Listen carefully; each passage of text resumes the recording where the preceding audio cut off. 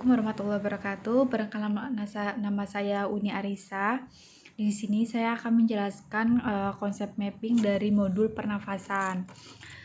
Yang saya jelaskan dari SGD 1, LBM 1 dan LBM 2. Pertama dari sesak nafasnya. Jadi sesak nafas itu biasanya disebabkan karena adanya penyumbatan saluran nafas, kemudian bisa juga karena udara dingin, kemudian ada reaksi inflamasi juga. Nah, sesak nafas itu biasanya didiagnosis karena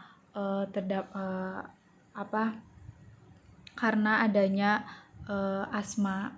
Nah, asma di sini yang meliputi gejalanya itu berupa sesak, kemudian ada batuk, kemudian mengi, sesak di dada juga. Kemudian dari gejala tersebut itu biasanya disebabkan karena gejala tersebut dari asma itu disebabkan karena adanya inflamasi, kemudian bisa juga karena adanya penebalan dinding saluran nafas, dan bisa juga karena adanya tersumbatnya saluran nafas oleh sekresi berlebihan mukus tebal. Kemudian bisa juga karena hiperresponsivitas saluran nafas.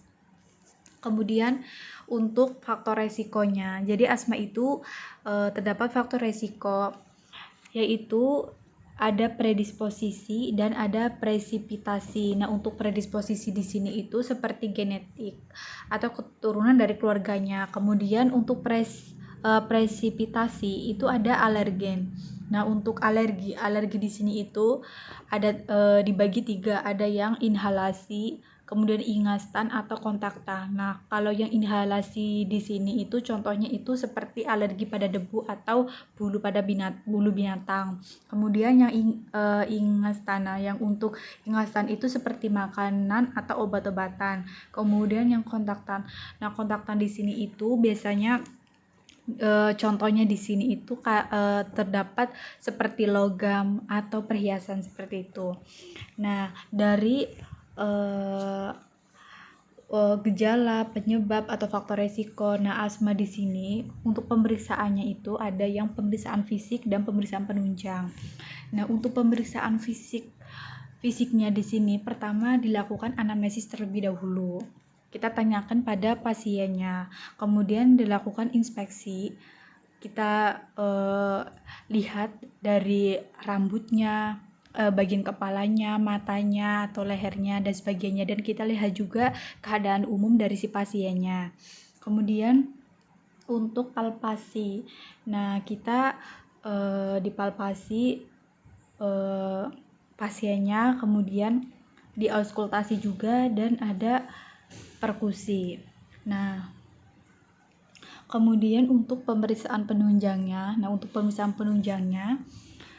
bisa dilakukan spirometer, kemudian ada X-ray dada atau toraknya, kemudian ada pemeriksaan IgE, dan ada analisa gas darah, dan ada foto rongsen torak.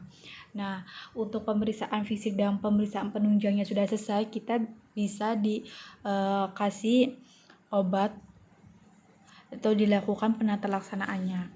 Untuk penata laksanaannya itu bisa farmakologi atau non farmakologi. Nah, di sini untuk yang farmakologinya, untuk non farmakologinya terlebih dahulu itu bisa bisa kita fisioterapi, kemudian bisa pasiennya itu untuk latihan fisik, kemudian bisa minum minuman air hangat, dan pasiennya itu juga kita kasih tahu untuk bagaimana cara posisi tidur yang nyaman.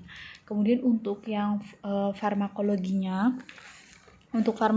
itu bisa dikasih oksigen pernasal, kemudian bisa juga dikasih salbutamol, kemudian salbutamol 1 mg, kemudian bisa juga dikasih aminopilin intravena 5-6 mg per kilogram, kemudian dikasih kortikosteroid dan hidrokortison 100-200 mg, dan yang terakhir bisa dikasih bronchodilator.